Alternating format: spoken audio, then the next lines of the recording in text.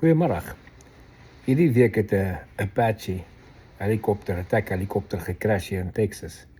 Ongelukkig is al 2 pilots oorlede. So daar word nou ondersoek gedoen obviously wat fout gegaan.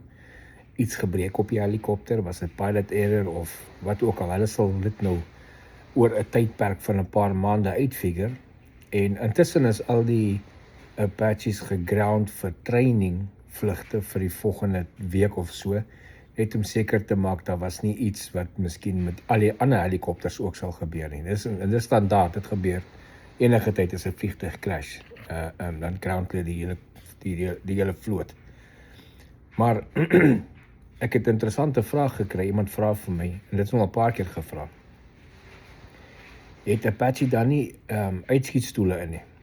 So Apaches was oorspronklik design om uitskietstoele in te hê.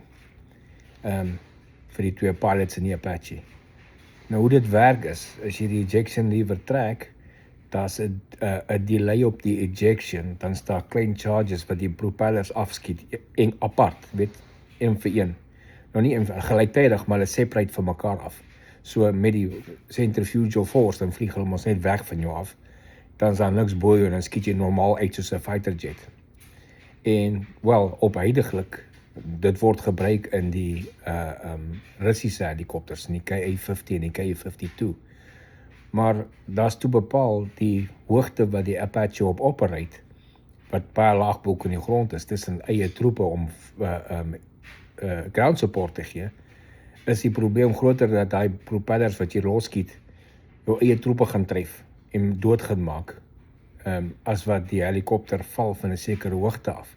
So die helikopter is toe gebou om 'n sekere hoogte val te survive, en die crew te survive, van waar vir operate. En as jy bo kan daai hoogte is, en doen dit net auto-rotate, en land anyway.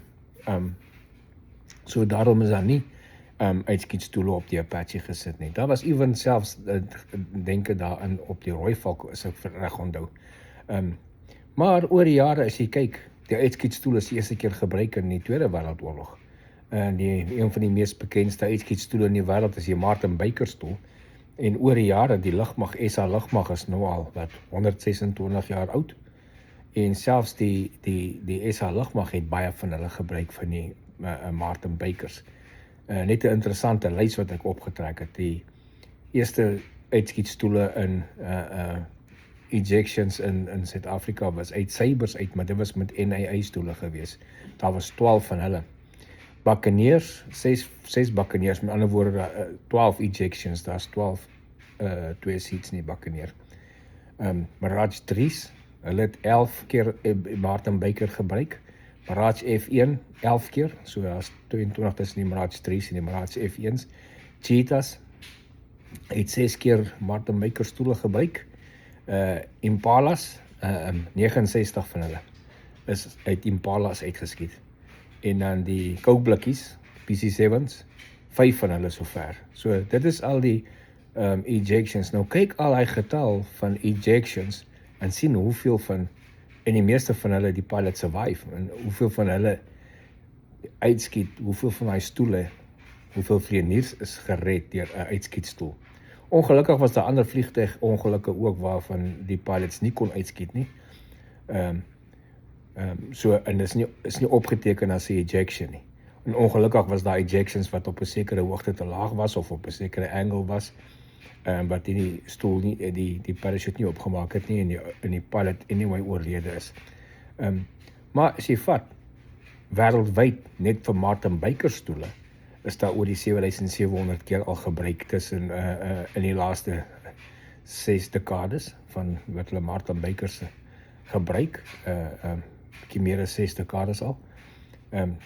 7700 keer, en die meeste van hulle het die pilot survive.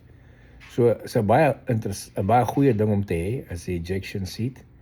Die meer moderne stoele kry omtrent nie geen meer beserings nie, weens die rocket wat hy gebruik, die tipe van 1 en 2 stage rockets, dat jy nie een helse impact op jou rug het nie, maar hy versnel met tyd.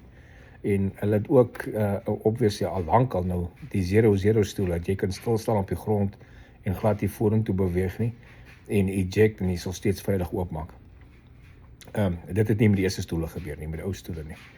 So net so 'n interessante ding oor die ejection seats. Nou hierdie is wat ek gegee het, St. Martin Baker syfers. Ek het nou net die lugmag, die SAF se ejection syfers gegee en die Martin Baker. So ek praat nou nie eens van die ooste nie. Jy weet, die stoele wat hulle gebruik in Rusland en China en jy weet India, al daai oostelike lande met ander vliegtye het ander tipes stoele in en ook redelik baie gebruik al. Interessante ding vir die dag. Geniet die dag verder.